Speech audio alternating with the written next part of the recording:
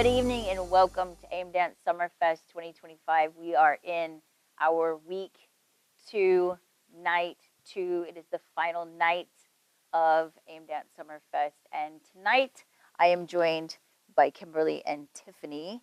And they are actually our choreographers in residence with the AIM Dance Company. So Kimberly is one of our emerging choreographer fellows and Tiffanee our guest artist. And so they've actually been here since Monday, building brand new works that take the stage this weekend on the AIM Dance Company. So let's start off by introducing ourselves to the audience, kind of a little bit about your background, and just who are you?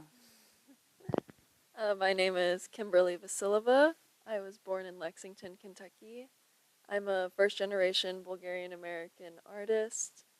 I was trained in a small studio in Georgetown, Kentucky, and spent a year at UNCSA following forward to, I just graduated with my BFA from the Boston Conservatory at Berkeley, and this is my first professional choreographic opportunity, so I am thrilled to be here, and this week was just so outstanding. Happy to dive into it. Yes. Well, my name is Tiffanee Arnold, and I'm the artistic director of Full Circle Dance. I earned my Master of Fine Arts from Texas Women's University, and I am a professor of dance at Collin College, which is a 2-year program outside of Dallas, Texas. And Full Circle Dance is performing in the show this weekend, in addition to the aimed dancers that have been working with me this week. Yes. So let's talk a little bit about the work, the process. I have some backstory the audience doesn't have, and I'm very intrigued with the fact that both of you have expressed that you had a plan, and then you threw that plan out the window, either just before arriving or once arriving. So can we talk a little bit about the process itself, the concept, where it started and where it evolved to? You want to take that? You want me to? Okay. So yes, that is very, very true. That again, I am outside of Dallas, and so on the drive down, I was definitely influenced by a lot of things that have been happening in Texas these last several weeks, and had a colleague's kind of voice in my ear about just to really push myself choreographically for this week. So I was influenced by the current events that are happening, as well as providing myself with an opportunity to challenge myself. So yes, that Sunday night I arrived, and after the drive, of course, I wasn't doing any prep during the drive, but once I got here and got to the hotel, I just laid everything out and was like, I've got to start something completely different. So I went into the first rehearsal with that in mind, to kind of go with this idea that had been brewing on the drive down, and I knew after that first 2-hour rehearsal that I could do this. We could really investigate the idea I wanted to in that project. So yeah, it was really the second day of rehearsal that the dance really came to form.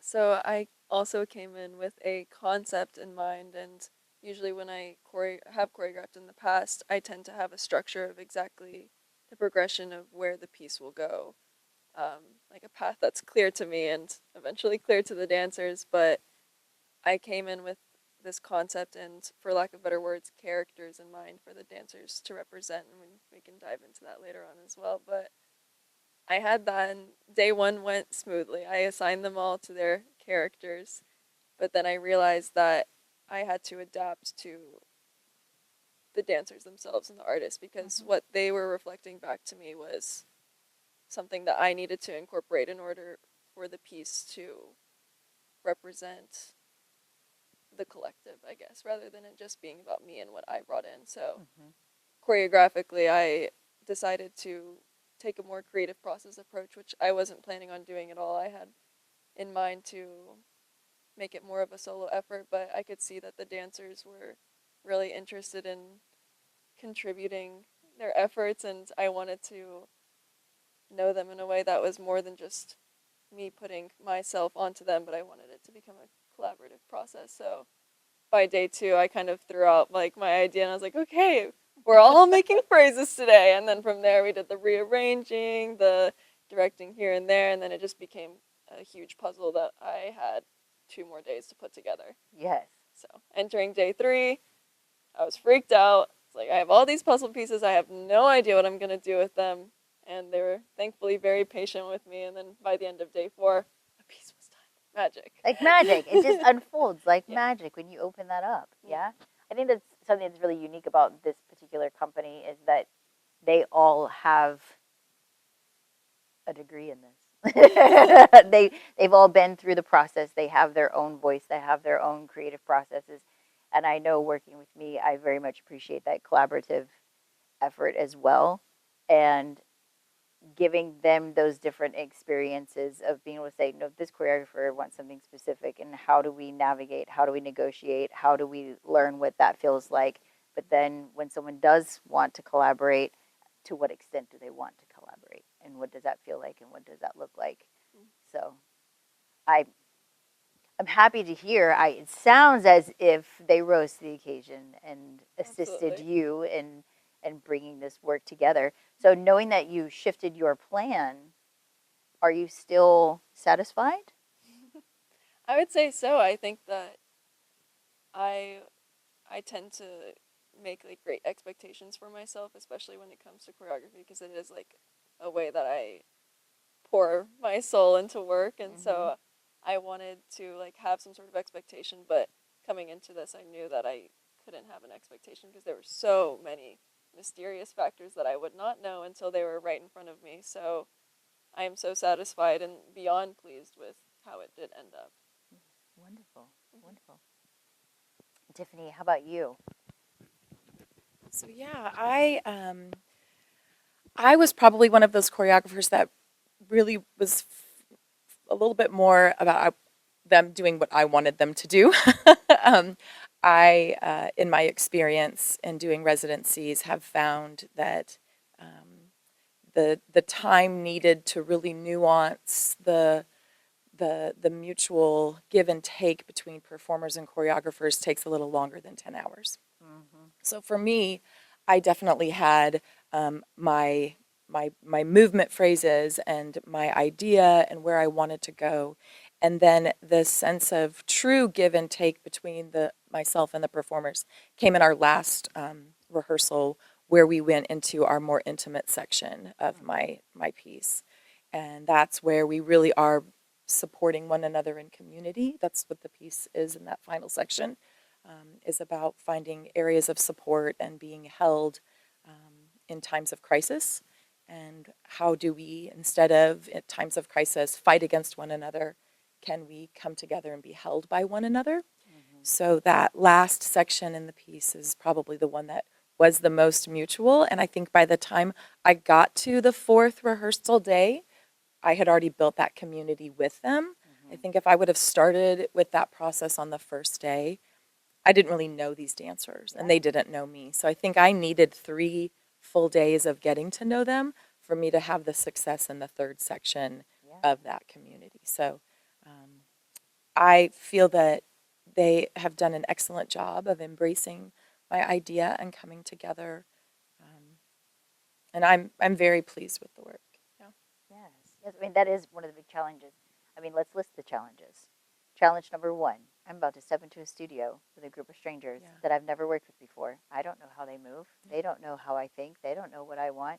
And now let's cut that down to 10 hours. Well, and I it's like the limitations. Yeah. But I mean, you were able to produce an 11-minute work. Yes. Yeah. Yes. And how long was yours? About 6.5, 7 But minutes. 6.5, 7 minutes. I mean, those are huge accomplishments in such a short amount of time. Yeah. So that's a testament also to the dancers. Being able to go into one rehearsal with one expectation, go into another rehearsal, the next, one right after the other, because I think we were kind of, were kind of tag teaming, and I think that really, like I said, is a testament to the dancers, and I think to you as artistic director in preparing them to be ready for whatever that particular choreographer's coming in to give them. So and I knew from last year, because we've been fortunate enough to be part of the festival last summer with Full Circle Dance. I knew that the dancers were strong. So I already knew as I was driving down, I knew I could push myself because I knew they would go there with me. Yeah, sometimes we need a good challenge. So, again, talking about your works and your processes, and can we talk a little bit about what our hopes are for the audience? The audience is a part of this relationship too. Yeah, so we've been here, choreographers, performers in the cyclical relationship, and now passing that on to the audience. And what are our hopes for the audience? Well, for my work really looks at what I hope, and again, we were kind of talking about this with the previous talk that, and even yesterday's previous talk about, like, just I want the audience to have some sort of emotional, response, whether they get it or don't get it. To me, it doesn't matter as choreographer. It's what they bring to this room and receive, right? But for my work, it really is about this building of community, this unified belief of this group of people that then come into crisis. And what's that crisis? That crisis can be anything. We just, anything. And what's that tipping point when the crisis really breaks? And what do we do at that tipping point? Do we, like I said before, do we go into conflict or do we go into community? And so I'm hoping that in the trajectory of my 11-minute work, that we realize that by witnessing the power of people coming together, we ourselves can be advocates for support for others. So I'm just hoping that the holding and the held moments in that piece resonate with the audience, that maybe they can leave here also being an advocate for change. I just think that dance can change the world, and it can change the world by us realizing that we're just human, and we all have different belief systems and different political views and just different everything, and why can't we celebrate that rather than fight against that? So I think if we can make work that continues to promote that philosophy, then maybe that will permeate outside of the theater. Absolutely.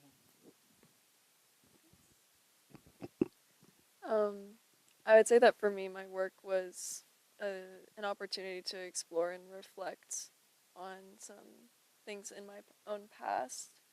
And so to have like multidimensionality of like the human being, there's seven dancers, and each dancer represents a different attribute of me that's like accredited to something within my environment growing up, whether it's people, the place, the society, the culture.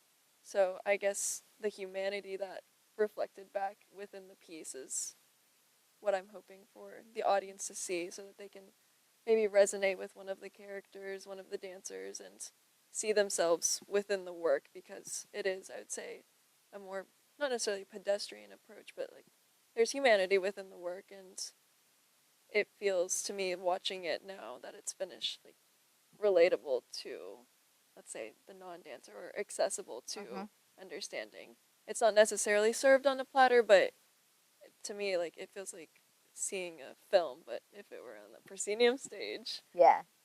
So I guess I would just like for the audience to find some sort of relation, or to see themselves through the dancers. But or to not. Yeah. But to be open to what it is that they see. Yeah. Because I absolutely agree with you. I mean, dance is humanity. Dance is connection, empathy, vulnerability. And it is in us, all of us, first form of communication.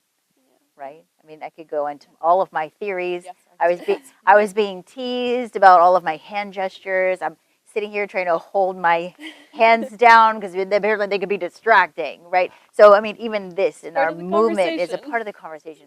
It helps to evoke the emotion and express the things. I mean, and if you're a moving, breathing being, you're a dancer and you're a mover. And I think making it accessible to everyone who steps into the audience to know that you too are a mover and that you can see yourself reflected in that stage. I think it's really important. And thank you for bringing that to us Of course. in such a short period of time. I mean, I'm blown away. That was the I fun of am. it. I'm blown away by the works that have been able to be created within this residency and how they were created, and watching the dancers be challenged in different ways, whether it be a character study or processes and things like that. I think that that's what's most important as we continue to grow as artists, and being able, if we're going to be able to live in that community, then we have to understand how to build that community within the worlds we create for ourselves, and that includes the company and how we engage with one another. So thank you for bringing these lessons to us. It's very honored to have your work with us and to have you here for the whole week. So thank you for sharing it with us. Thank you. Yeah, thank you. It's been a great treat.